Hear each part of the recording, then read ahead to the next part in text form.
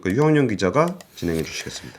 그 뭐 간단하게 말씀드리면은 대출금리 뭐 구독자 우리 그 발치기 분들도 잘 아시겠지만 분노하시는 분들 많을 거예요. 저만 해도 그 신용대출을 한 3% 초반대였는데 예. 이 최근에 만기가 연장이 됐거든요. 4%가 넘었습니다. 어. 네, 거의 뭐 1% 포인트가 금리가 뛴 거죠. 예, 예. 그래서 어쨌든 이 은행들의 금리에 대한 비난 여론이 굉장히 들끓고 있는데 이 원인이 뭐냐? 바로 이 금융당국의 너무 가계대출을 옥죄다 보니까 은행들이 이 대응하는 과정에서 대출 금리가 너무 높아졌다. 이런 여론이 들끓고 있습니다. 반면에 이제 금융당국 쪽에서는 금리 뭐 최근에 많이 오른 건 맞다. 하지만 규제의 영향보다 이 시장 금리가 상승한 영향이 더 크다라면서 좀 팽팽하게 맞서고 있는 상황이거든요. 정색하고 참고 자료를 냈죠. 처음이었습니다. 이게 사실 뭐 이거는 기자들만의 어떤 그 느낌이랄까? 이게 사실 정부에 대한 비판이 굉장히 많은 경우가 많잖아요. 그렇게 되면은 뭐 어떤 비판적인 기사를 썼을 때나 이렇게 되면 짧게 보도 해명 자료를 내거든요. 뭐 이러한 보도가 있었는데 이는 사실과 다른 측면이 있습니다. 뭐 끝 이건데 어저께 같은 경우는 거의 뭐 보도 자료만 4장, 5장이 될 정도로 이 세세하게 현재의 금리에 대한 불만을 조금 오해다라는 그런 자료를 배포를 할 정도였거든요. 정부 때문에 금리 오르는 건 아니다. 이 얘기가 야마죠. 예. 그렇습니다. 이제 그거에 대해서 그러니까 대출을 받으신 분들은 분노를 하고 계신 상황인 거죠. 그래서 좀 정리를 해보면은 그럼 금리가 얼마나 올랐냐? 대출 금리가 이제 그래픽이 나올 텐데. 그래픽이 지금 16대 9로 바꿔야 되는데 죄송합니다. 그걸 어떻게 해야 하는지를 몰라가지고 일단 좀 얘기 좀 하고 계세요. 제가 바꿀게요. 작년 6월만 해도 작년 6월이면 코로나19가 덮쳐서 막 한국은행이 막 금리를 막 2번 내리고 0%대 가고 막 이런 때였거든요. 이때마다 은행권의 신용대출 금리가 2%대였습니다. 그런데 올해 3월 몇 퍼센트냐? 3.7%로 뛰었고 6월 3.75%, 9월에는 4%를 넘었습니다. 신용대출 금리가. 그래서 연초 이후에 이 9월까지 상승폭을 보면은 0.65%포인트입니다. 신용대출과 함께 주담대 금리도 뛰었는데 뭐 신용대출만큼은 아니지만 연초 이후에 0.42%포인트가 뛴 상황이거든요. 예, 화면 띄워주시면 될 것 같습니다. 네. 그래서 왜 이렇게 빨리 오르냐 대출 금리가. 첫 번째가 이유가 크게 두 가지로 볼 수 있는데, 첫 번째가 이 대출 금리라는 거는 은행들이 막 무슨 맘대로 막 정하는 게 아니라 이 기준이 되는 시장 금리가 있거든요. 그래서 작년 같은 경우는 아까 말씀드렸듯이 코로나19에 대응하기 위해서 한국은행이 기준 금리를 내리면서 유동성을 막 풀어줬어요. 그러다 보니까 금리가 낮아졌었는데, 근데 올해 8월에 기준 금리를 인상을 했죠. 그러다 보니까 올해는 코로나 좀 잠잠해지고 백신 접종률도 높아지고 있으니 슬슬 유동성을 우리가 회수하겠습니다라는 시그널을 보내고 있는 상황이거든요. 이렇게 되면서 기준금리가 오르면은 자연스럽게 이 채권금리도 오르게 됩니다. 그래서 이 신용대출 금리의 기준이 어떤 금리냐면 은행채 1년물이 주로 기준이 되는데 이 은행채 1년물 금리가 올해 초에는 0.9%였어요. 근데 현재, 그러니까 어제 기준으로 몇 퍼센트냐? 1.6%. 거의 2배가 뛴 거죠. 그러다 보니까 이 신용대출 금리가 첫 번째로 시장 금리가 오르다 보니까 이 가파르게 뛰었고, 두 번째는 이 불만의 핵심이죠. 이 대출 총량 규제.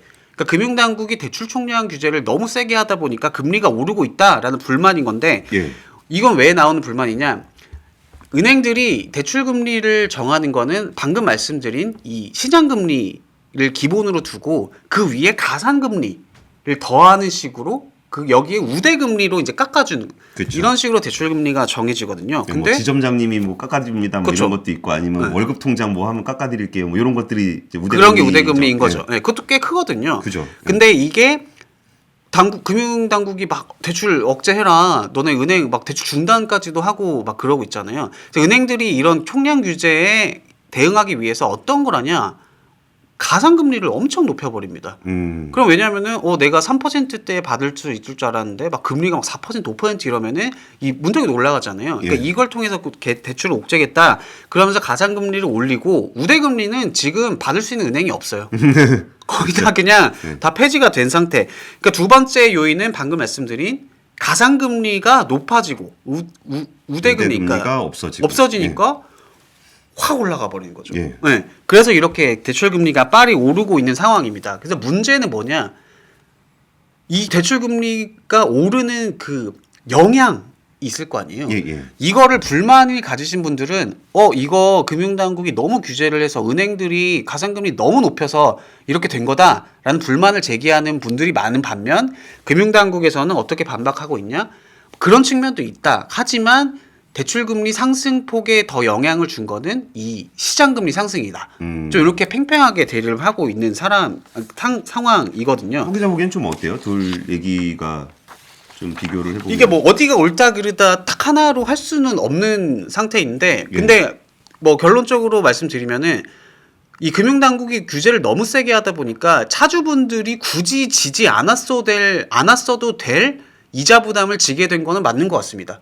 왜냐하면 시장 금리가 올라서 대출 금리가 오르면은 뭐 그래 어쩔 수 없지. 예. 시장 금리가 오른 거니까. 예. 근데 그게 아니라 여기에 더해서 막 가상 금리까지 오르는 거는 이거 분명히 금융 당국의 대출 규제의 영향이라고 볼 수가 있거든요. 그래서 그러니까 금융당국이 가산금리를 올리라 그런 건 아닌데 그런 건 아니죠. 대출을 네. 줄이라고 하니까 은행들이 가격을 높여서 대응을 하는 대응을 거죠. 하고 있는 부분도 영향이 충분히 있다. 네. 예. 그래서 금융위가 처음에 말씀드렸던 이 굉장히 세세한 자료를 냈다고 말씀드렸잖아요. 어떤 예. 내용이냐면은 아까 그 신용대출 금리 같은 경우 6월에서 9월 사이에 0.62%포인트 올랐는데 예. 이 0.62%포인트 오른 거의 영향도가 시장금리가 0.44%포인트 그리고 가산금리 상승폭이 0.15%포인트에 불과하다. 그러니까 결론은 최근에 대출금리 상승은 규제 때문이 아니라 규제도 어느 정도 영향이 있는데 그 영향보다 이 시장금리가 상승한 영향이 크다. 이 시장금리가 왜 오르냐면은 한국은행의 기준금리 상승 그리고 미국 같은 경우도 뭐 테이퍼링 얘기가 나오고 있는 상황이잖아요. 예. 그러면 기준금리 상승에 더해서 이 테이퍼링 이런 우려라고 해야 되나? 하여튼 그래서 시장금리가 뛰고 있는데 이 영향이 더 크다. 그렇게 좀 해명을 하고 있는 상태인 거죠. 예. 네. 그런데 이게 과연 불만을 잠재울 만한 납득할 만한 설명이냐.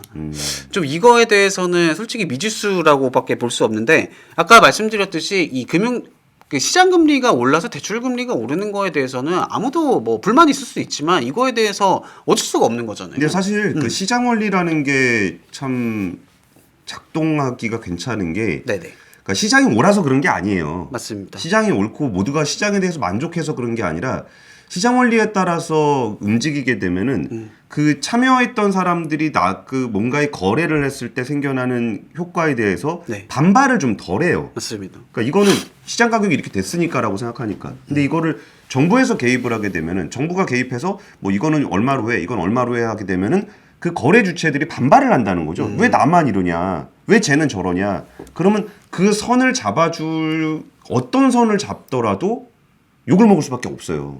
근데 지금은 정부 정책이 워낙 강하게 들어와 있는 상황이니까 네. 시장 원리에 따라서 일부 그런 효과가 있다고 하더라도 그 나머지 부분에 대해서는 정부를 향해서 비난을 하게 되는 거죠. 예. 그러니까 뭐 권순희 기자가 말한 것처럼 시장 금리가 공교롭게도 시장 금리가 오르고 있던 상황인 거죠. 근데 이 대출 규제가 들어오면서 금융당국이 여기에 기름을 부은 약간 그런 느낌인 것 같고 또 뭐 데이터로 한번 제가 설명을 드리면은 이 금융당국이 뭐 대출 규제라는 건 주담대나 이런 거는 뭐 항상 하고 있었어요. 근데 이게 유달리 강도가 세진 시점을 언제냐라고 여쭤보신다면 말씀드릴 수 있는 게 8월이거든요. 그렇죠. 8월이 뭐냐면 고승범 신임 금융위원장이 이제 취임을 한 전후입니다. 네. 그래서 이때 대출 금리는 연초부터 슬금슬금 오르고 있긴 했어요. 왜냐하면 작년에 너무 낮았으니까. 그리고 0% 시장 금리가 뛰었으니까. 올랐어요. 맞습니다. 예. 근데 8월에 그 설명을 드릴게요. 3월에서 6월 사이 신용대출 금리 상승폭이 0.05%포인트였거든요. 예. 3달 동안, 3, 4, 5, 6, 4달 동안. 근데 6월부터 9월까지 0.4%포인트. 와, 8배네요. 8배. 그러니까 상승 속도가 8월 그 상반기보다 하반기 들어서 8배가 빨라진 거거든요. 그러니까 시장 금리 상승 속도가 8배가 빨라지진 않았으니까요. 그렇죠. 네. 예. 그러니까 이 차주들이 보기에는 뭐 시장 영향도가 더 크다라고 하는데 이거를 납득이 안 되는 거죠. 그리고 두 번째로 또 불만인 게 이 금리가 시장 금리가 오르면은 대출 금리랑 함께 뭐가 또 올라야 되냐? 예금 금리가 올라야 되거든요. 맞아요. 예. 예금 금리는 잘 아시겠지만 모르겠습니다. 아직도 0%대인 것 같아요. 제 감상은. 그러니까 금융당국의 해명이 좀 납득이 안 되는 게 시장 금리 올랐어. 맞아. 오른 거 맞는데 근데 대출 금리는 이렇게 올랐는데 시장 금리가 오른 만큼 예금 금리는 왜 안 올라? 이거에 대해서 뭐라고 말을 해야 되냐 이런 거죠.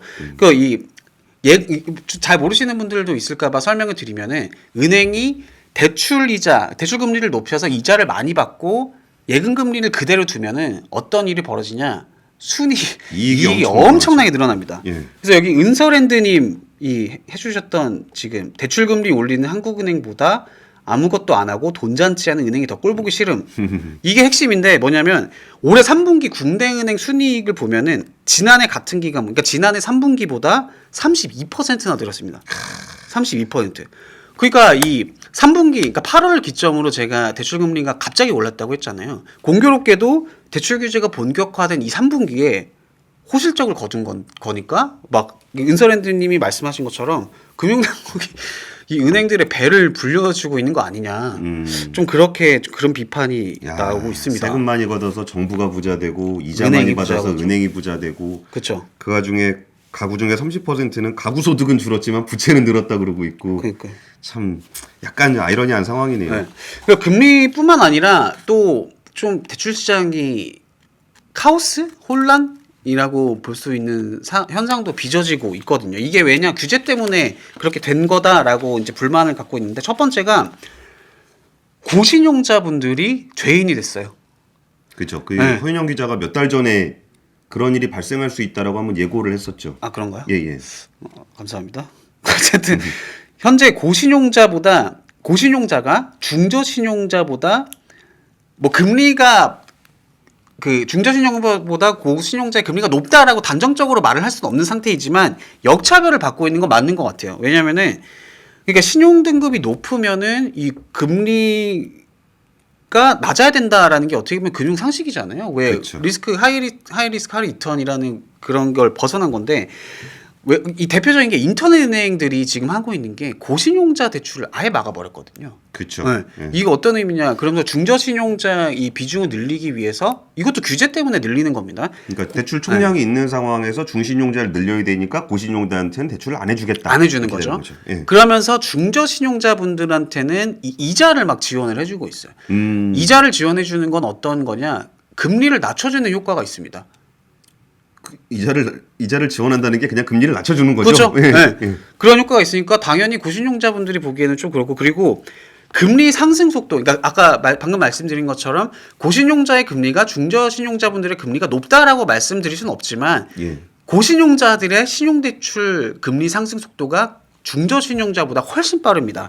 작년 9월에 인터넷 은행의 고신용자분들, 그러니까 신용등급 1에서 2등급 분들의 이 신용대출 금리가 2.36%였는데 올해 9월에는 3.52%, 그러니까 1년 동안 0.75%포인트가 올랐거든요. 예. 반면에 같은 기간 중저신용자분들의 그 금리 상승폭은 0.6%포인트 정도. 그러니까 고신용자분들의 금리 상승 속도가 더 빨랐다. 이거는 그 고신용자들의 이자 부담이 커졌다라는 뜻으로 볼 수 있고 예. 그 밖에 이제 이 시중은행보다 제2금융권의 금리가 막 낮아지고. 그 좀 짤이 좀 돌던데요. 어디 가면은 금리 엄청 싸다고 그래갖고 뭐 상호금융이나 네, 맞습니다. 어디 조합이 새마을금고. 새마을금고 네. 이런 데 되게 싸다고. 네. 예.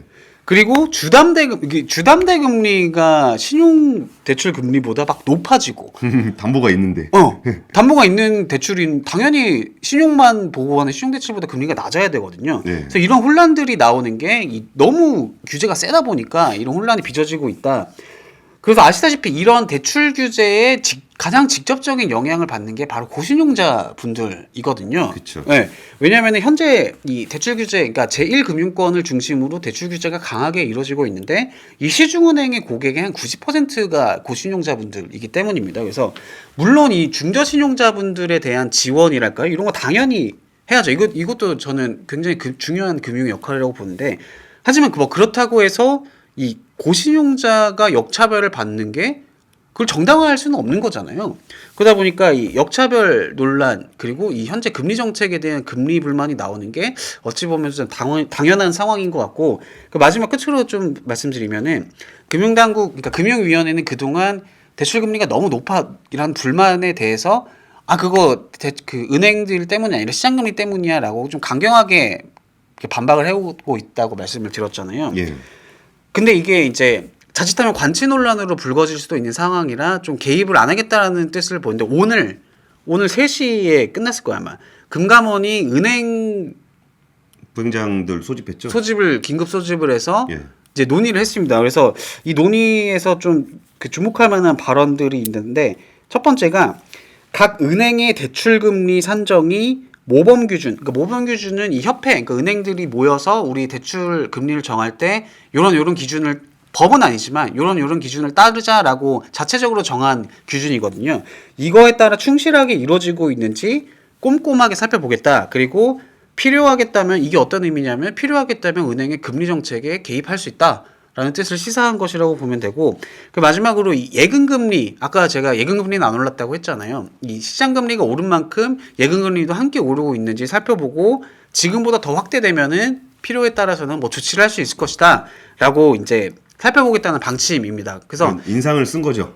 그쵸 이제 뭐 채권 시장으로 치면은 뭐 하느니 구두 개입을 하는 것처럼 내가 말은 안 하지만 예금 금리가 좀 낮다 하신다에 네, 이런 그런 식으로 거죠. 예. 뭐 항상 그런 식이 아닌가요? 보통 금융당국에? 그렇죠. 네. 예. 또 기업하면 안 되니까 직접 하면 안 되니까. 그쵸. 예. 그또 이번 주 목요일에 또 한국은행이 기준금리를 한 차례 더 올릴 수가 있거든요. 그렇겠네요. 네. 그래서 만약에 한 차례 더 올린다 이러면은 아마 불만이 더 커질 수밖에 없죠. 이자 부담이 늘어나니까. 그래서 좀 연말 연초에 이 대출 금리에 대한 이 진통이랄까요? 이런 게 좀 계속 되지 않을까 그렇게 보고 있습니다. 알겠습니다. 사실 이게 돈이라는 게 필요할 때 없으면 또 엄청 힘들잖아요. 네. 그러니까 그것도 그건데 저는 약간 그런 생각이 좀 들어요. 이게 예측 가능성이라는 게 있잖아요. 이게 사람이 제일 스트레스 받을 때가 예측하기 힘들 때거든요. 네. 제가 요새 스트레스 엄청 받거든요. 어떤 것 때문에? 이제 아이 그 둘째 유치원을 보내야 되는데 중요한 주제네요. 3군데밖에 못 쓰잖아요. 맞습니다. 딱 3군데를 썼는데 경쟁률이 너무 높아서 뭐 너무 안 뽑으니까 뭐 어떤 유치원은 3명밖에 안 뽑고 막 그러는데 이거를 1순위에 뭐 넣고 2순위에 뭐 넣고 3순위에 뭐 넣고 요걸 해야 되는데 그럼 이거 이후에 이게 안 되면 어떡하냐는 거에 대한 대안이 없어요. 맞습니다. 3월이죠 신학기가. 그렇죠. 근데 네네. 지금 지원을 해서 다음 네네. 주면 나올 거예요 결과가. 그러니까 예측 가능성이 떨어졌을 때가 이게 스트레스 엄청 받거든요. 맞아요. 그러면 집을 옮겨야 되시는 분이나 아니면 전세 만기가 되는 분이나 아니면 전세가 그러니까 사실 전세 만기 됐는데 자금이 잘 안 된다 그러면 또 신용대출도 받고 뭐 이런 식으로 살아왔는데 지금 이게 어떻게 될지 잘 몰라가지고 다들 요새 하는 얘기가 12월 지나면 그 은행에서도 그런 얘기 한다는 거 아니에요. 지금 손님들 돌려보내려니까 미안하고 뭐 욕먹을 것 같고 그러니까 아유 저희가 한도가 없어서 그러니까 내년에 한도 되면 오세요. 그래고 1월 1일 되면은 대출이 다 되는 걸로 얘기들 많이 해요. 현장에선 또. 그러면은 또 거기에 대해서 기대를 하고 그러면 조금만 더 버텼다 해야지. 근데 진짜 그때 가서 또 안 되면 어떡하지? 내년이 더 어려울 수도 있는 게 올해 가계부채 증가율 목표치가 6%, 6.95%거든요. 그러니까 그거는 이제 어차피 연이니까. 그렇죠, 네. 그러니까 1월 달에는 좀 받을 수 있지 않을까라고 이제 요거 기대하는 사람이 하나 네네. 있고 또 하나는 내년 4월에 대선이 있잖아요. 그러니까 야 선거 지나고 나면 대통령 바뀌고 나면 뭐 달라지지 않을까? 맞아요. 그러니까 이런 생각을 하면서 자기의 어떤 파이낸셜 플랜을 짤 수가 없는 거예요. 그러니까 이렇게 될 수도 있고 저렇게 될 수도 있고 예측 가능성이 너무 떨어진다는 거죠. 그러면 이게 아까 정부에서는 자기들 때문에 그런 게 아니다라고 이제 주장을 하는 거에 입장은 이해하겠어요. 뭐 이게 시장 금리가 우리가 움직여서 한 것보다 더 많이 올랐으니까 이것 때문에 오른 거야. 근데 오른 것 자체가 문제가 아니고 예상할 수 없다라는 것 때문에 스트레스 굉장히 많이 받아요. 그래서 이런 부분들은 금융당국이 그냥 이제 일일이 시장 금리가 몇 퍼센트, 가상 금리가 몇 퍼센트 계산해서 우리 때문에 그런 거 아니에요. 이런 문제가 아니고 좀 예상 가능한 최소한 우리가 생각하고 있던 상식 수준에서 예상 가능한 정책들에서 약간 내가 예상했던 게 100인데 좀 눌려가지고 뭐 한 90 된다.